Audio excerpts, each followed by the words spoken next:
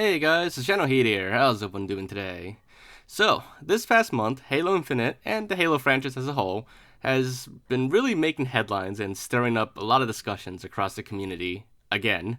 But for this video, we're going to be discussing the current state of Halo after the fallout of everything that happened recently. And then we're going to talk about where the franchise can go from here and what kind of future could be in store for the Halo series. So, the past few weeks, the community has been wildly speculating on what's going to happen to 343 in the Halo series. After the large amount of layoffs in the studio, reportedly heavily affecting the campaign and art teams the most, people have been spreading around rumors like 343 is getting shut down, or 343 is going to be reduced to a publishing role, or that the Halo series is going to be rebooted, or that's going to switch engines to like the Unreal Engine. A lot of rampant speculation. There were probably many more rumors and speculation too that I wasn't aware of, but those are the major ones that I've been hearing. In fact, those particular points of speculation got so wild that 343 actually had to put out a short statement that they're not giving up on Halo and that they are still going to continue developing Halo games with Master Chief.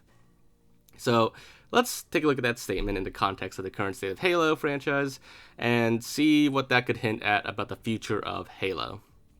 So let me start this by saying, for those of you who've been watching my videos for a while now, you probably noticed that I don't usually publicly discuss my opinions on the Halo controversies that much. It's not that I don't have my own strong opinions on the state of the franchise, it's more that I usually prefer to avoid getting involved with all the controversy and just prefer to stick with my own niche of Halo content that I've been doing for the past 16 years or so. But we are in unprecedented times for the Halo franchise, and for what it's worth, I'd like to share my own insights on the current state of Halo and offer some feedback and suggestions for where I think it could go in the future. So, I just want to remind you all that these are just my opinions, and I'm not saying my opinions are the only opinions allowed or anything like that. Alright, so let's get right into it. No matter where you stand on 343's Halo games and their handling of the franchise, I think we can all agree that Halo is in uncharted waters right now. We've never had a situation before where the fan base is so worried about the future of Halo that 343 had to put out a statement that the Halo games are still going to be made, that they still exist. Normally that'd be something that's obvious and a given, like Activision making more Call of Duty games. But for the first time in Halo history that I can recall, there's so much uncertainty about the future of the franchise. Technically, you could say people also thought the Halo series was over after Halo 3, but that's a different situation. Halo 3 was originally advertised as, and thought to be, the final Halo game in the series, the epic conclusion to the trilogy. But that was more of a series finale vibe rather than a concern that everything is falling apart at 343 and Microsoft. So, with a lot of employees getting laid off from the campaign and art teams at 343, naturally that caused a lot of speculation that the future of campaign DLC for Infinite, such as the rumored Halo the Endless DLC, was getting cancelled. But based on multiple sources, it seems 343 never even actually had plans for campaign DLC to begin with, or if they did have those plans didn't last very long. That isn't really great news to hear either way. Even if there were no plans for a campaign DLC to begin with, the laying off of people from the campaign team just means it'll probably be even longer now before we get any new campaign content whatsoever. And I'm not talking about those narrative events with each new season of Halo Infinite's multiplayer. I'm talking about full-blown campaign and story-related content. So all this tells us is that for the near future of Halo, what we can probably expect is really just business as usual with Halo Infinite. That means more multiplayer seasons and Battle Pass content like skins and armors. I think it will be years before we see any new campaign content that isn't a narrative event for multiplayer. Essentially, we're going to be waiting until the next major Halo game. So what you see with the campaign now is what you get. Now, moving over to the multiplayer, how's that going? Well, in my opinion, the multiplayer of Halo Infinite is only doing okay. Not great, not terrible. I think everyone can agree the core gameplay has a solid foundation and that many features that should have been there at launch, like Forge and Customs Browser, is at least part of the game now, finally. And I do think those features have helped since they've been released. However, I don't think Forge and Custom Browser had the impact some fans were hoping for. Those features alone clearly weren't enough to single-handedly turn the whole game around. And as for matchmaking, things have been done to improve the challenges and Battle Pass, but there's still quite a limited amount of game modes available. A lot of classics like Infection and Griffball still haven't returned, and events are still cycling through previous game modes again and again instead of introducing new game modes. In other words, the gameplay is fine, but the amount of new content, features, and game modes is not quite what you'd expect from your typical live service game these days. I play Halo games very casually, so I honestly can't speak on the competitive scene specifically, but I do know there is a sentiment in the community that it seems like 343 is catering only to pro players and ignoring what casual players like.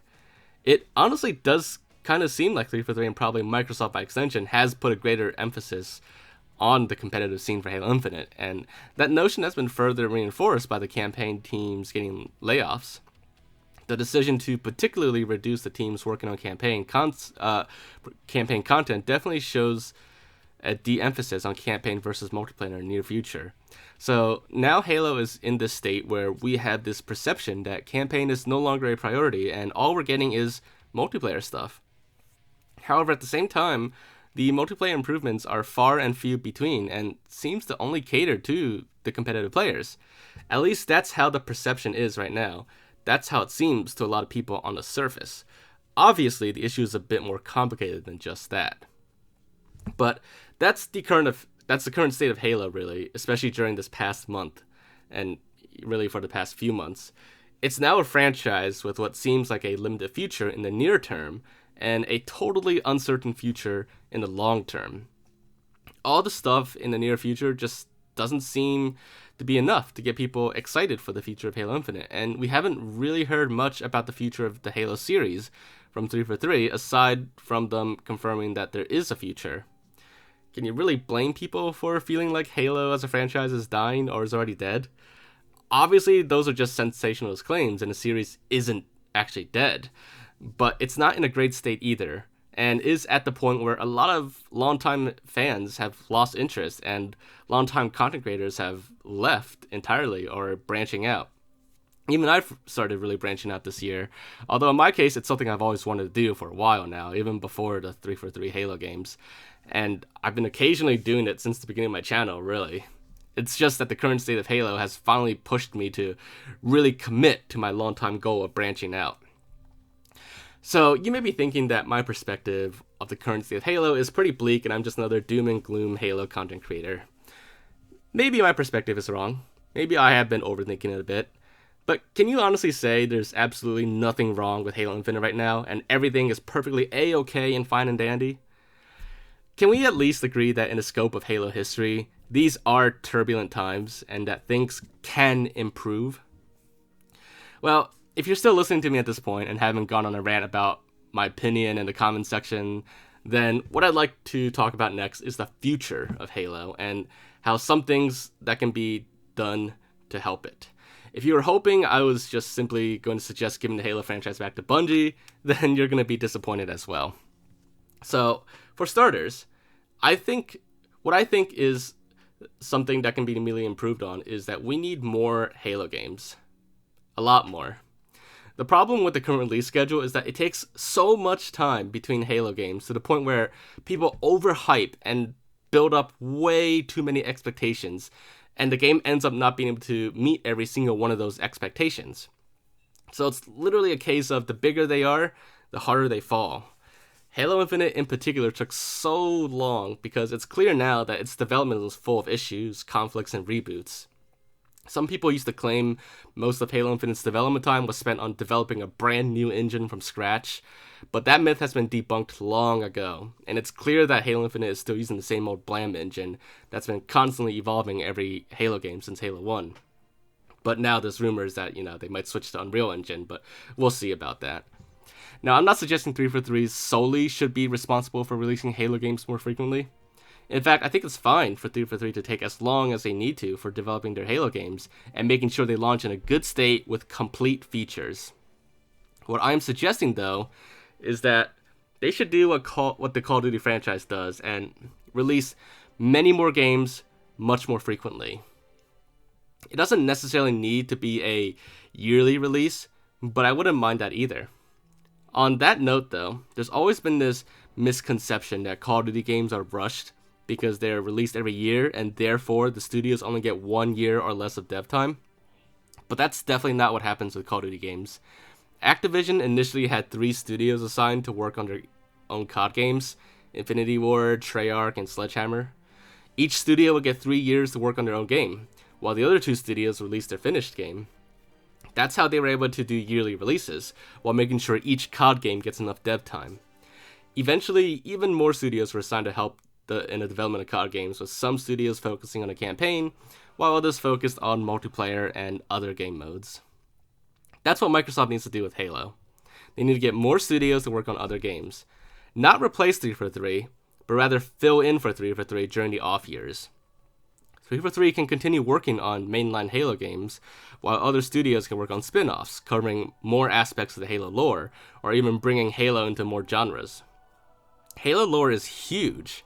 There's so much stuff in that lore. It's impossible for 343 to really cover much of that lore by releasing a single Halo game every 3 to 6 years. But if there was a Halo game every year, even small spin-offs like Halo 3 ODST that just covers certain parts of the Halo lore, then I think that would help bring about a new golden age of Halo and new excitement for upcoming Halo games. It'll also keep people busy with those new Halo games so that people don't spend 6 years debating and fighting over what's going to be the next Halo game, only to end up having it not meet their expectations. Halo is Microsoft's flagship franchise. They definitely have the resources to bring on more studios and do what Activision does with Call of Duty. Heck, if Bungie wasn't owned by Sony right now, it might have even been possible to have Bungie make another side Halo game without replacing 343. But to me personally, it doesn't really matter if Bungie ever touches Halo again or not. I just think more studios should get involved with Halo to help 343 and fill in for them. The next thing I'd like to see in the future is moving on with the plot. This might be one of my more controversial opinions and suggestions, but I feel like Halo is now stuck in this endless loop of Forerunner lore and conflicts. The last few Halo games have more or less been the Forerunners screwing something up in the past and leaving behind a mess for everyone to clean up. The lore of Halo in the games really feels too reliant on Forerunners, and I just feel like it's time to put the Forerunners to rest and move on with something entirely new. In fact, I've always felt like it would have been better if we never really even gotten into it with the Forerunners and just left them as a mystery. I'm not particularly talking about the whole "are Forerunners humans" debate, although that is certainly something I could talk a lot about too, but we're not going to for this video. Rather, I'm talking about it's time to stop being stuck in the past, literally, and explore something completely new for the Halo franchise. Whether it be with Master Chief or not, I'd like to see them explore new horizons, kind of like what Mass Effect Andromeda tried to do. We've always been stuck in the Milky Way galaxy in the Halo series, and I think it'd be a really cool concept if, in a future Halo game, there's some kind of joint UNSC Covenant expedition to start exploring and colonizing other galaxies. But then eventually they stumble upon the home galaxy, the Flood. And perhaps then we could have that M-rated Halo horror game that people have been dreaming about for a while now. So that brings me to the next suggestion, and it's that Halo needs to be M-rated again, or at least occasionally. I know there's a lot of debates around that, but if Microsoft does actually bring on more studios to develop multiple Halo games, then I think it's okay to have some Halo games be T-rated, while others M-rated. It wouldn't be the first franchise to have games of various ratings. That way we could have a healthy balance of both T-rated and M-rated Halo games for multiple audiences, rather than a whole series constantly feeling like it's getting toned down more and more, which also introduces restrictions to the campaign's potential, as well as player creativity in Forge modes. Because as you might remember, it does now seem to be a rule that Forgers have to keep their maps T-rated, or else they'll risk getting banned from Halo Infinite entirely, because that's also now a possibility too. And that brings me to my last suggestion for this video. The whole live service idea with Halo started back with Halo 5, pretty much, in a lot of ways, but it really does impose a lot of restrictions and limitations on a game like Halo. I'm not against there being a live service Halo game. I think it'd be interesting to have a live service Halo game for the long run, but at the same time, going back to my first suggestion, I think there also needs to be Halo games that aren't live service. Really, I think there should even be campaign-only Halo games again, similar to Halo 3 ODST. let the live service games handle most of the multiplayer side of Halo, while the campaign releases in between will have complete creative freedom for the devs to really go above and beyond. It'd be kind of like how Call of Duty Warzone continued to exist through several subsequent Call of Duty releases, and wasn't tied down to just one COD game. Every recent COD game all had some kind of shared live service experience between them on the multiplayer side. However, what 343 and Microsoft should not do is tie the campaign into the live service always online model. So this isn't really part of any main suggestions and is more of a personal wishlist item, but Halo Infinite had a very disappointing physical media release in that what comes on the disc is the campaign, but it's unplayable without a day one update. That's extremely bad for game preservation, and it means one day in the future, in the far future, when Xbox Live gets discontinued for the Xbox One and Series X, there'll be no way to install and play the Halo Infinite campaign ever again on Xbox. Even if you keep your Xbox in good working condition, installing Halo Infinite off the disc is useless, unless you already have it installed and updated and never lose that install. It is possible to play the campaign offline, but only after you've updated that game once. But they need to make sure it's possible to play the campaign offline from day one without needing any updates. And recent Call of Duty games are really bad with this too, and several of them even have an always online requirement for even a single player campaign, which I strongly disapprove of.